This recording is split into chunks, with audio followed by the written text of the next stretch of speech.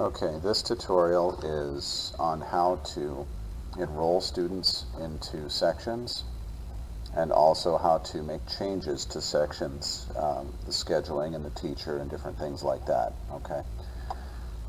For this type of action, I like to have two tabs open. I like to have PowerSchool open in two tabs.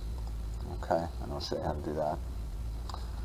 This PowerSchool up here, this will always bring you right back to the start page when you click on it. So just hit Control and click on it and it pops open another tab for you. Very handy.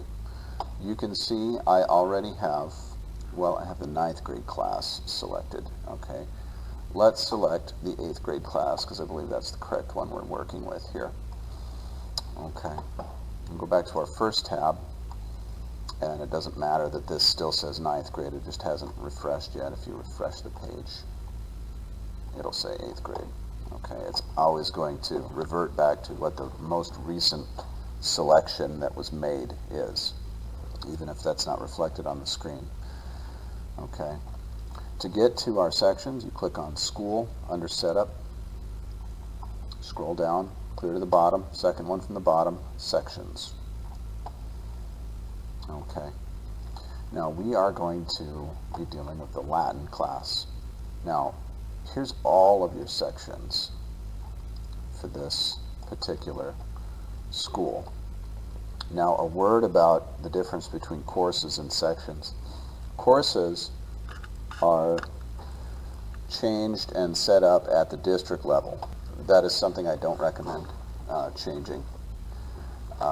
That's a higher level admin thing. Sections are created under each respective course, and courses can have multiple sections under them. Okay, for example, Algebra 1. If you have two different Algebra 1 classes, like a boys and a girls, you would have two different sections. They have two different teachers, two different class rosters. Okay, so we are going to be dealing with the Latin course. Where'd it go?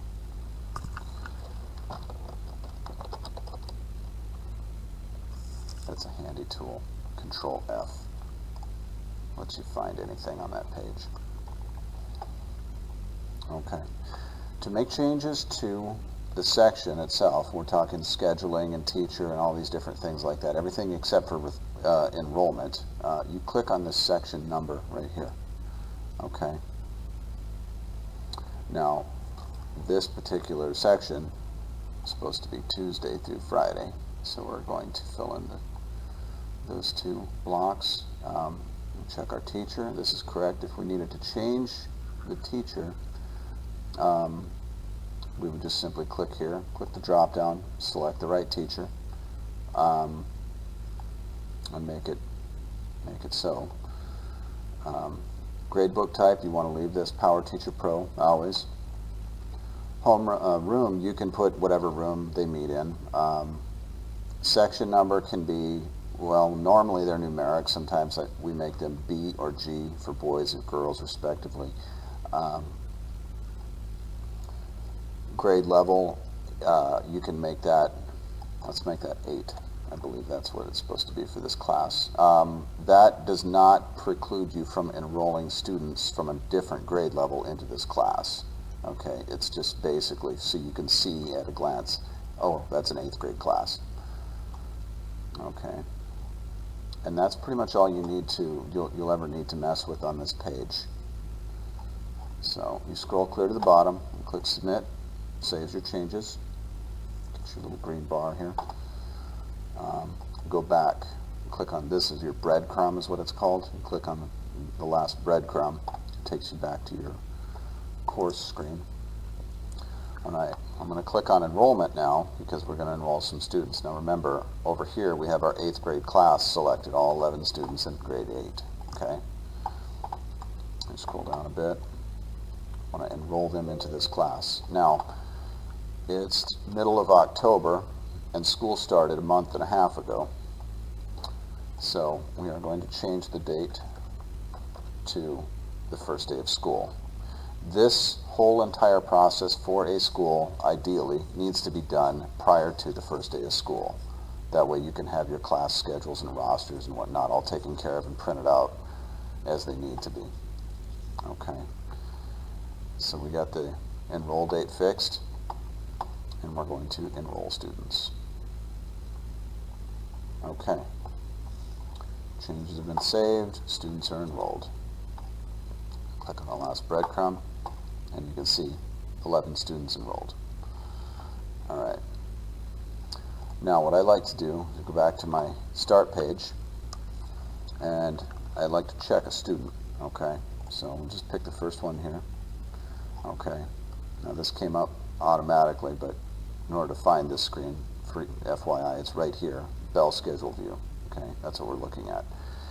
This is what your bell schedule should look like. Okay, if you have multiple classes for one period, you have a mistake somewhere. I'll show you what that looks like. Okay, we'll go back under sections, and we'll put this class on Monday too. Submit. Okay, back to this page and refresh.